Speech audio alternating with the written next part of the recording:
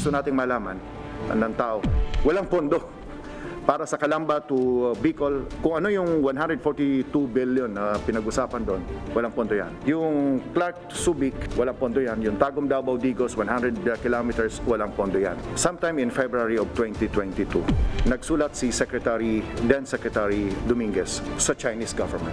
Meron kami mga loan applications para sa inyo, para sa construction ng Calamba to Bicol. Mayroon kaming sinulat sa inyo na loan application para sa Clark at Subic, about 51 billion. May sinulat kaming loan application sa inyo para sa 83 billion Tagum Davao Digos project. At sinabi doon sa sulat ng Secretary of Finance, which means representing the Philippine government, kung hindi ninyo i-grant ang loan na ito, considered withdrawn. Ano ibig sabihin nun? Dahil walang sagot, withdrawn. So ang utos ng Presidente, reopen the negotiation. From the nation's capital, all sides, all the time, I'm Robbie Alampay. And I'm Gretchen Ho. The big story tonight. The heirs of the last Sultan of Sulu are seeking to seize Malaysian government assets around the world in a bid to enforce a $14.9 billion arbitration award. But earlier today, Malaysia said it had obtained a stay order against the enforcement of the ruling. A French arbitration court ordered Malaysia to pay the sum to the heirs of the 19th century Sultanate to settle a dispute over a colonial-era land deal. But Reuters reports the Paris Court of Appeal had stayed the ruling after finding that enforcement of the award could infringe on the country's sovereignty.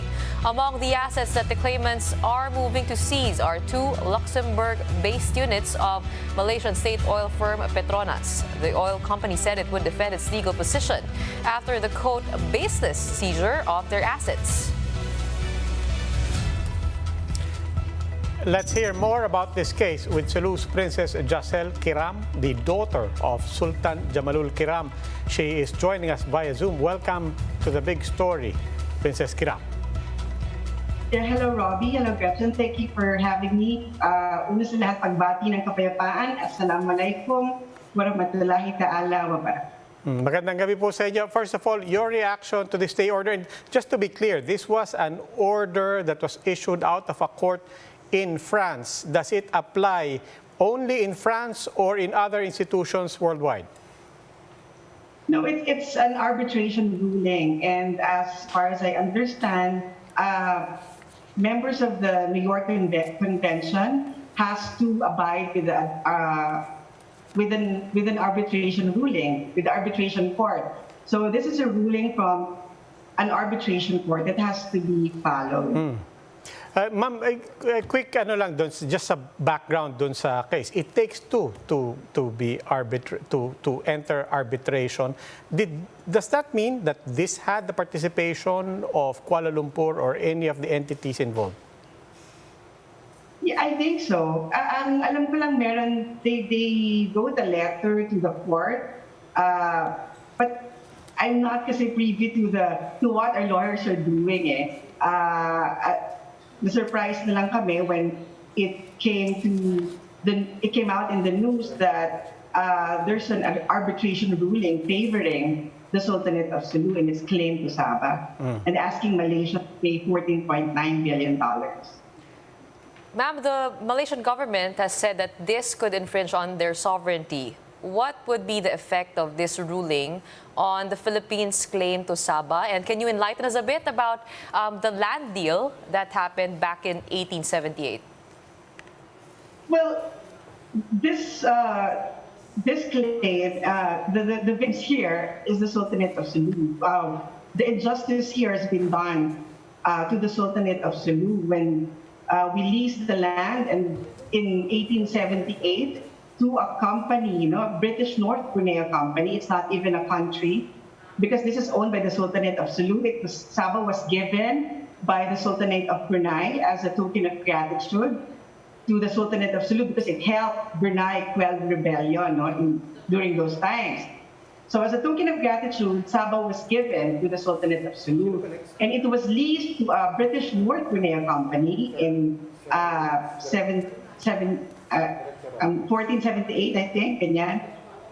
Tapos, when Malaysia gained its when Malaysia was born in 1962, this was parang it was transferred na to Malaysia. But the rent, they rented it. And so instead of paying 5,000 Mexican gold points, they changed it to, they increased it. They made it 5,300, but changed the currency to ringgit. So this is where our lawyers are coming from. Ma'am, So na ngayon, in 2013, when the Sabah stand-up happened, we argued it. We made it as an evidence, so that the checks that has been received by the Sultanate of Sulu as payment, as rental payment. So they stopped paying in 2013. So sabi parang they stopped paying us. So buti na lang ito, may mga magagaling na mga abogado and may mga concerned groups who helped us. Ito nga, to help us get the justice that I think we, not just the Sultanate, no, but the Filipinos deserve. And speaking of the Filipinos, as you said, just to rephrase din yung tanong or take another angle on the question of Gretchen, this is essentially a private case involving the Kiram Sultanate and the Sultan's heirs. But what, therefore, is the personality of the states here, both the Philippines and Malaysia? No, we are just talking about the proprietary, so private. So it's like we own a lot, we own the property, but Malaysia is claiming that it's their property. So ito na, nirule out na ng court na it's clear that it is our property and that Malaysia needs to pay $14.9 billion for a property that we never benefited from. Instead, they benefited from it. All right, to be clearer about it, I believe action was taken on the seizure of the Luxembourg units. Who enforced exactly that seizure, and what was the basis used? Well, the basis is the court ruling that Malaysia needs to pay. Otherwise, because they're member of the NYC, I think parang ang sinasabi is that if they do not abide with the court, then properties in wherever, in properties in other countries will be seized in countries member of the NYC. Did it say anything about the conflict between taking that agreement as a lease or a cessation? Did that ruling touch upon that? It's a lease. Okay. Okay. Princess Jacelle Kiram, maraming salamat po. Maraming salamat din. After the break, let's talk about the Philippines' loan agreements with China for 3 big-ticket railway projects. Cagayan de Oro Representative Rufus Rodriguez will be joining us live via Zoom. Keep it here on One News.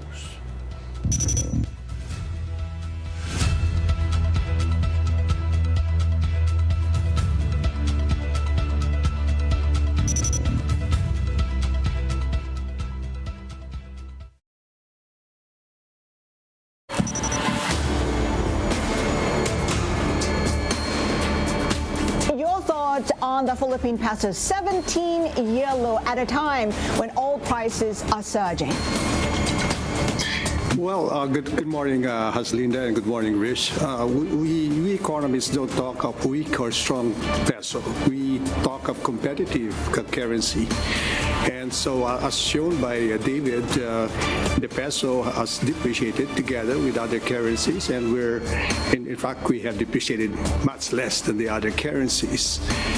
The weaker peso, or what we call depreciated peso, would mean, of course, higher oil bills, for example, and that because we are an oil importing country, but it also helps our exporters, make exports more competitive, helps our overseas Filipino workers.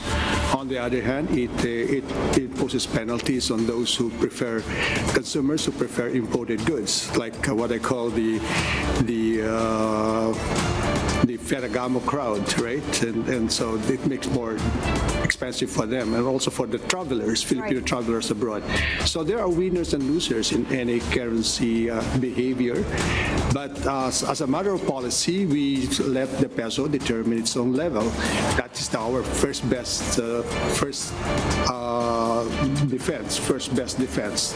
Meaning, if there's a strong demand for the peso, then we expect the currency to depreciate. If there's a strong supply of peso, which happens maybe in the fourth quarter, there is a move for appreciation. So we let the currency determine, the market determine the level, and we only engage in some transactions to smoothen the volatility.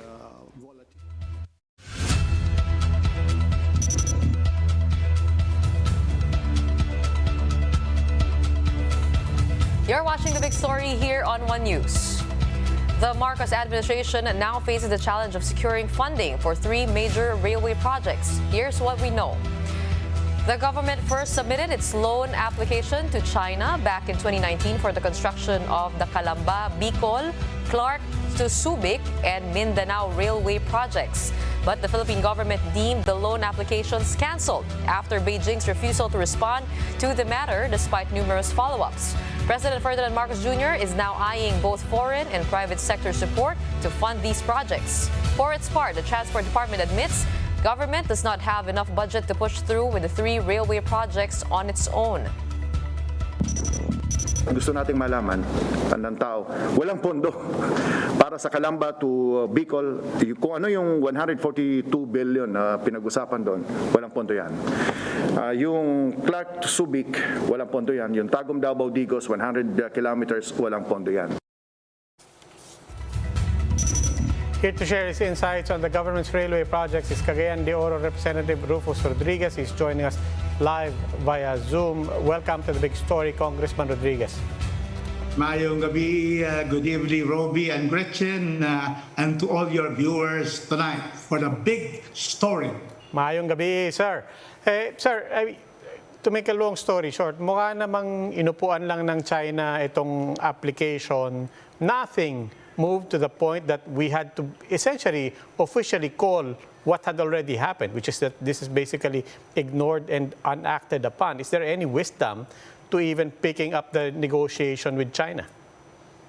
There's no more rationale why we continue with China. Stated by Undersecretary Cesar Chavez, there was a letter by our Secretary of Finance last February, precisely to follow up on the loan application because so many things have been done. The feasibility study is already approved. Already 2019, there was already a application for a loan.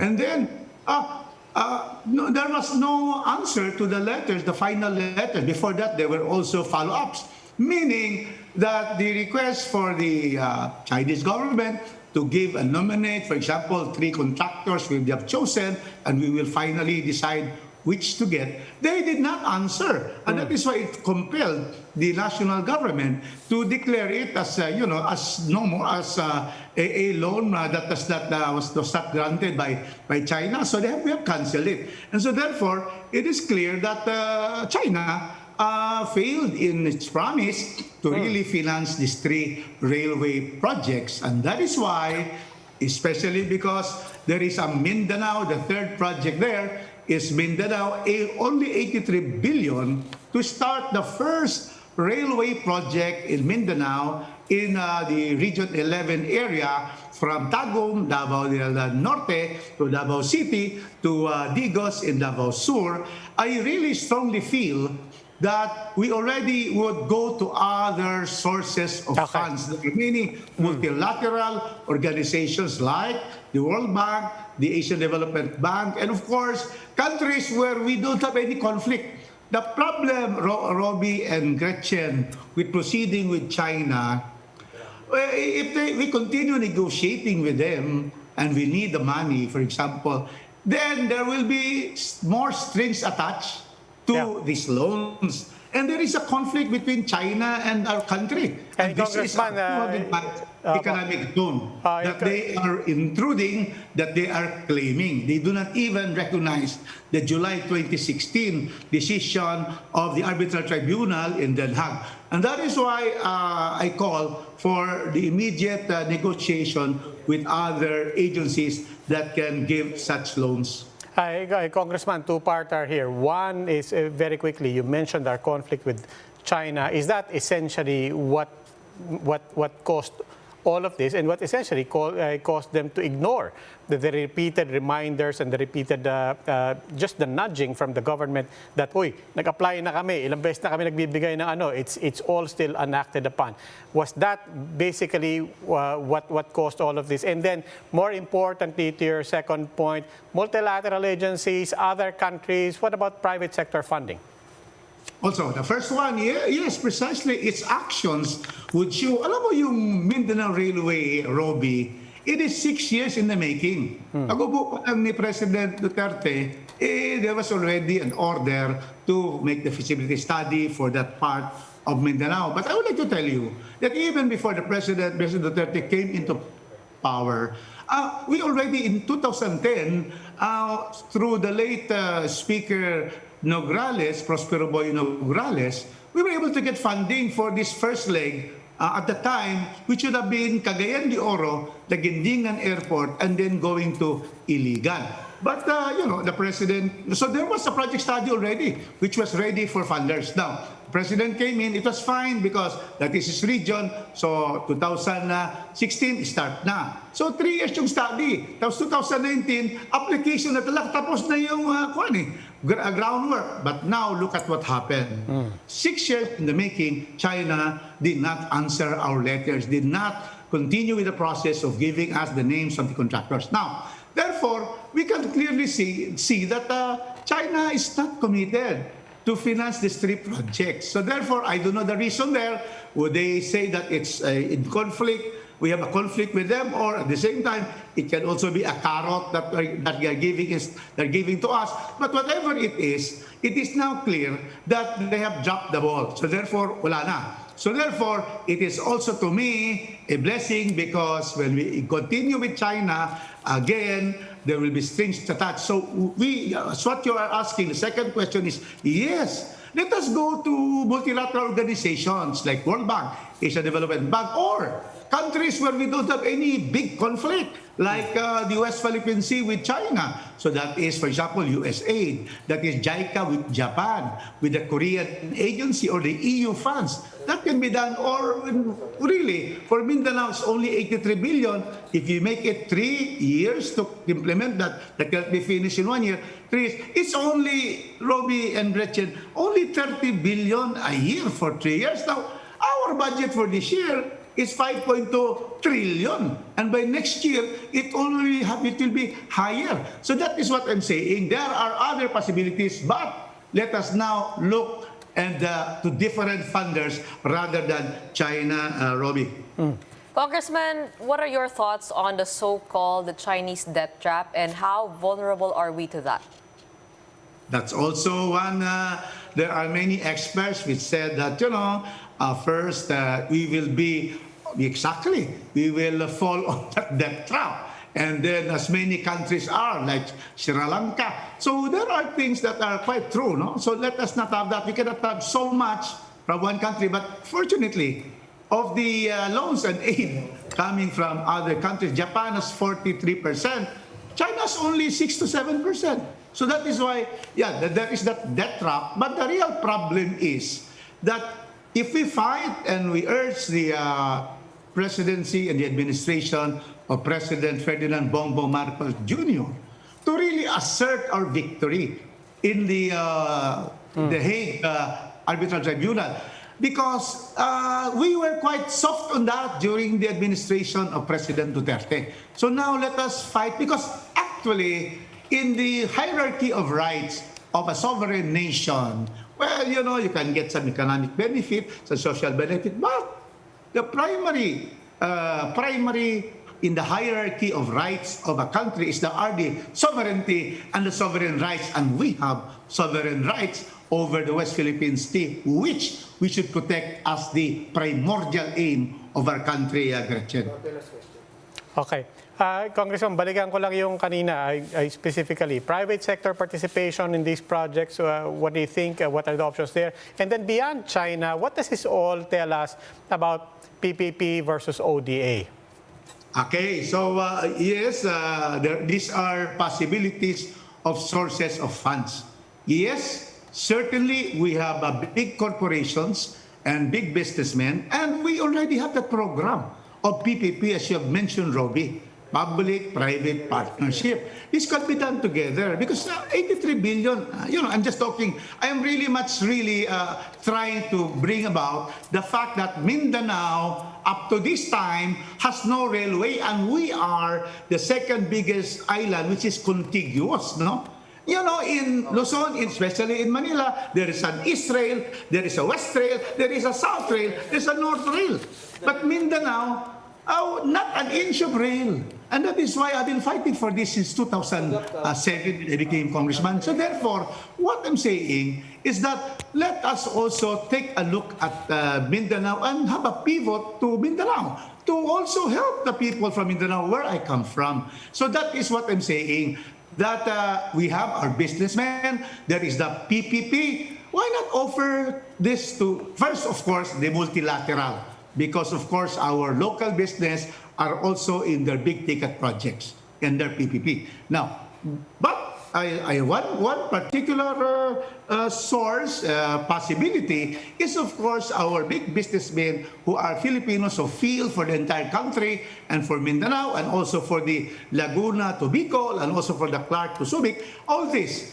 We can also be able to request our businessmen who are into many PPP projects to consider this, Robbie. Okay.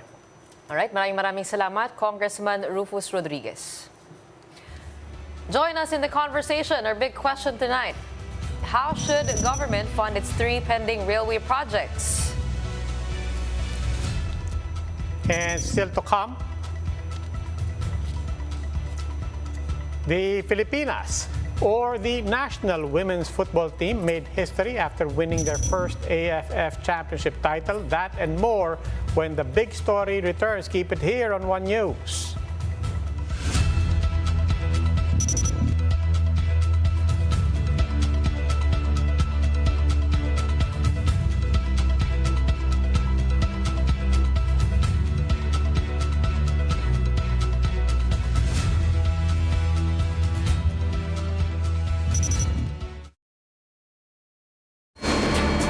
You're expected to release your fiscal consolidation plan in the next few weeks. Give us a sense of what can be expected.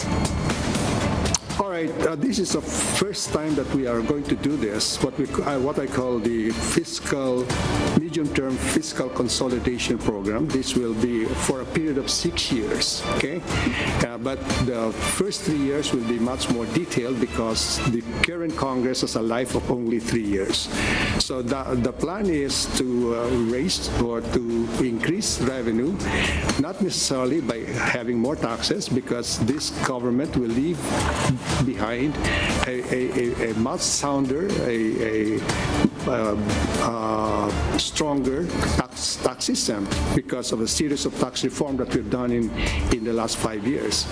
So we will focus on tax administration first and foremost, and then we need to a lot of money to continue our growth momentum, and we will do this by, as I said, raising taxes. But on the expenditure side, we will make use of the public-private partnership. Now, this time,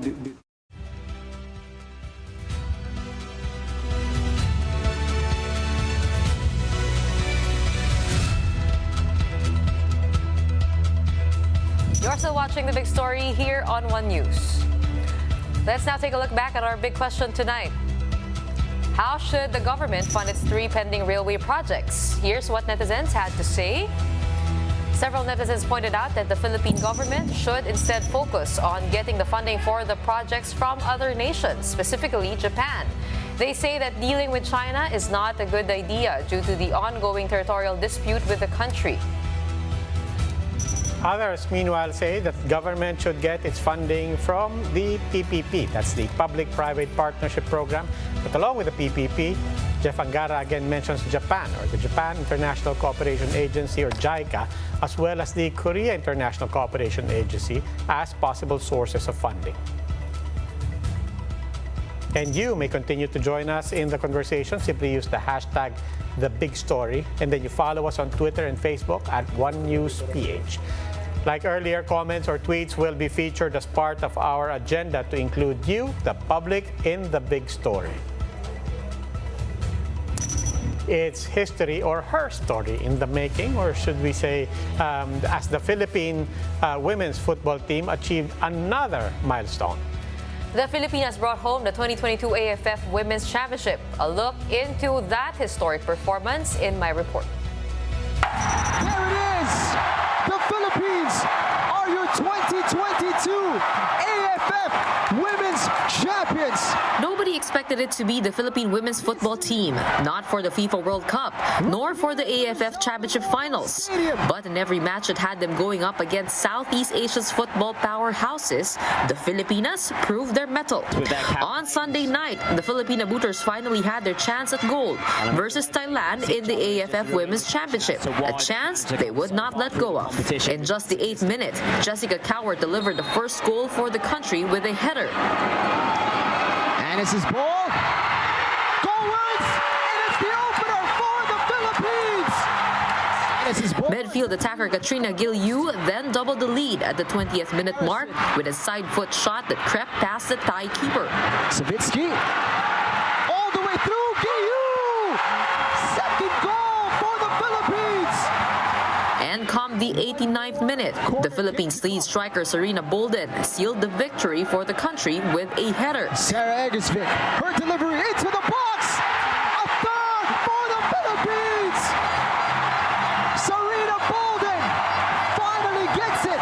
Just as she did against Australia and Vietnam, giving the Philippines its first ever women's football championship. For Serena, who was the tournament's leading scorer, this win was a culmination of all their hard work and sacrifice. This win was obviously for the country, but it was for the Pinoys, for the Philippine people. So it's really, really special. It feels like it's been a work in progress for a really, really, really long time. To finally see it come to fruition is just so beautiful. I'm honored to be a part of, making history. Yeah. For the team's longtime defender and co-captain Haley Long, she's grateful for how far the team has grown and how the fans have joined them in their journey. Then empty stands, now a jam-packed stadium. We couldn't have done it without the crowd, and being at home was extra special. It was that 12th man that we needed, the 13th man that we needed to push us to be able to succeed on the field. Champions! But even with the championship in hand, the Filipinas aren't just settling for a seat among Southeast Asia's best. Now our next challenges are the big challenges of trying to conquer the big guns of Asia, and certainly at the World Cup next year we're talking about a whole new level, so we've got a lot of hard work to do. Football might not be the most popular sport in the country, but Stachich believes that this moment will be a game changer for Pinoy football, inspiring more young Pinoys as well as female athletes to take on the beautiful game. Moments like this can grow the sport. Young boys and young girls can see what it's like to be successful and have that passion and energy in the crowd. Only football can do that. In front of more than 8,000 fans, the biggest crowd yet here at the Rizal Memorial Stadium, our Filipina Booters showed why they were deserving of each standing ovation, cheer, and support. They've made their mark in history, not just as the first Filipino team that's bound for the World Cup, but now, rightly so, as champions. Laban Pilipinas! Must have been quite an atmosphere God. kasi tinitingnan kita parang ikaw naglaro. It was nice reliving that, but even nicer being able to witness that and, just like the 8,000 fans that were there. I was so happy to see that kind of crowd for women's football. They deserve it. Oh, absolutely. And really, I mean, it was one thing for us to win, but also to win in that fashion against Vietnam, Grabe, ano? against Thailand, what do you think was the secret You know, ingredient? I was amazed with their swagger, with their composure. That was the first time for that team to enter into the finals of any tournament. And I was asking about that, and they say it's just the gelling of this team, how they work so well together. They may not, like Thailand can be better skilled, but the way they work together, it's amazing. I think we should give props to the coach, Coach Alan Stachich. He doesn't get much recognition, but you know, he's a well accomplished coach with several offers, but he chose to coach for the Philippines. Also, a supporter, Jefferson Cheng, who has bankrolled this team, MVP Sports Foundation also. Diba? Parang akala natin overnight, but it was actually 10 years That's in the right. making. And as you pointed out, more time playing together, they can only get better. Laban Filipinas, I want that t-shirt. Tingnan natin. And I'm sure a lot of people Ang dami wanted nagtatanong, to. actually, Oo. dami nagtatanong. Congratulations for making her story tonight. And that's the big story tonight. For more updates, follow News 5, the Philippine Star, and Business World Online. You may also log on to onenews.ph for more in-depth analysis. Ako po si Robbie Alampay. The big story is also available via Signal Play app. Make a free account now at signalplay.com and stream One News anytime, anywhere. Ako po si Gretchen Ho. Mask on, wash hands, and stay safe, Philippines. We are One News. All sides, all the time.